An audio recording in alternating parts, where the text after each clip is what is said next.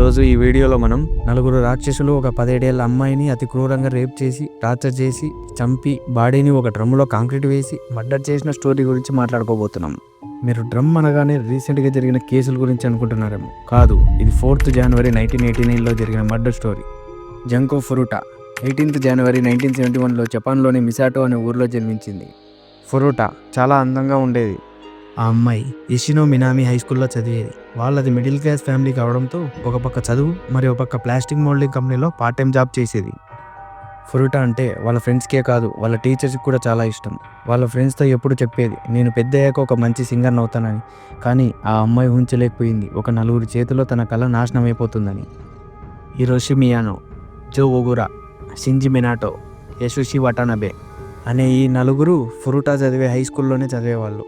వీళ్ళు 1988లో high school నుంచి dropout అయ్యి ఎకుజా అనే దందా గ్రూప్లో జాయిన్ అయ్యారు. ఎకుజా అనే దందా గ్రూపు ప్రజల్ని భయపెట్టి దొంగతనాలు, రేపులు, హత్యలు చేసేవాళ్ళు. వీళ్ళు నలుగురు మినాటో యొక్క సొంతూరైన టోక్యోలో ఉన్న అడాచి అనే ఊర్లో ఇవన్నీ చేసేవాళ్ళు.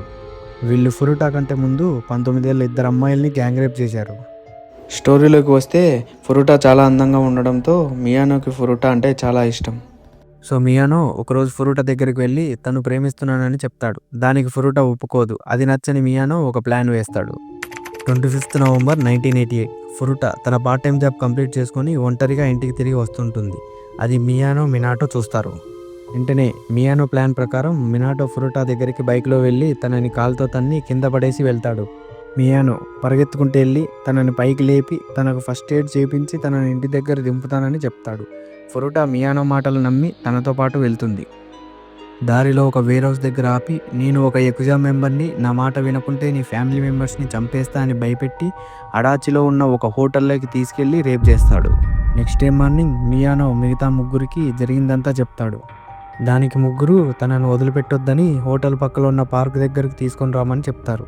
పార్క్ దగ్గరికి వెళ్ళాక తనతో ఆ నలుగురు మా నుంచి తప్పించుకోవాలని ట్రై చేస్తే తన పేరెంట్స్ ఎక్కడ ఉంటున్నారో ఎకుజా మెంబర్స్ తెలుసు అని చంపేస్తారని భయపెడతారు.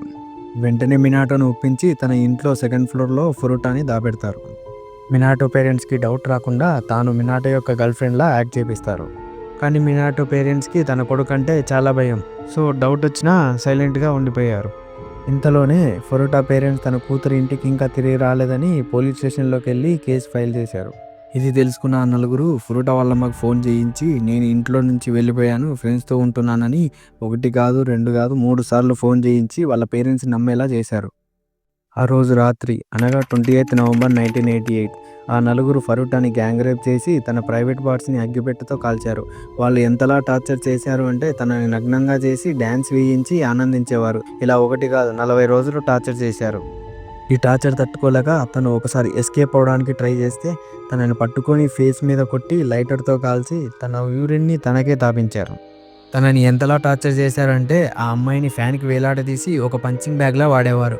ఇంకా తన ప్రైవేట్ పార్ట్స్లో మెటల్ రాడ్స్ ఇంకా ప్లాస్టిక్ బాటిల్స్ పెట్టేవారు. ఫ్రూటాని బయట చలికి కట్టేసి పడుకోబెట్టేవారు. తనకి కేవలం మిల్క్ అండ్ వాటర్ మాత్రమే ఇచ్చేవాళ్ళు. వీటన్నిటికీ తట్టుకోలేక ఫ్రూటా వీక్గా అయిపోయి ఫేస్ అంతా ఉబ్బిపోయి వామిటింగ్ చేసుకునేది. 4th జనవరి 1989 మియానో ఒక మహజాంగ్ అనే ఒక గేమింగ్ గేమ్లో అమౌంట్ పోగొట్టుకొని ఆ కోపమంతా ఫురుటా మీద చూపిస్తాడు.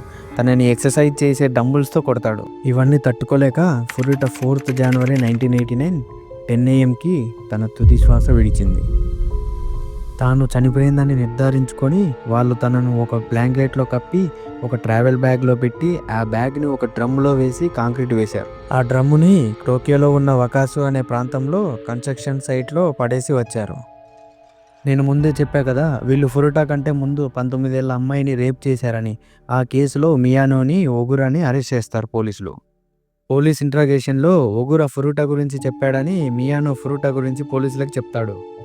అది విన్న పోలీసులు ఆశ్చర్యపోయి మియానో, మినాటో, ఒగురా అండ్ వటానబేని అరెస్ట్ చేస్తారు. 29th మార్చ్న ఫురుటా బాడీని తీసి తన ఏళ్ల ముద్ర ద్వారా తానే అని కన్ఫర్మ్ చేస్తారు.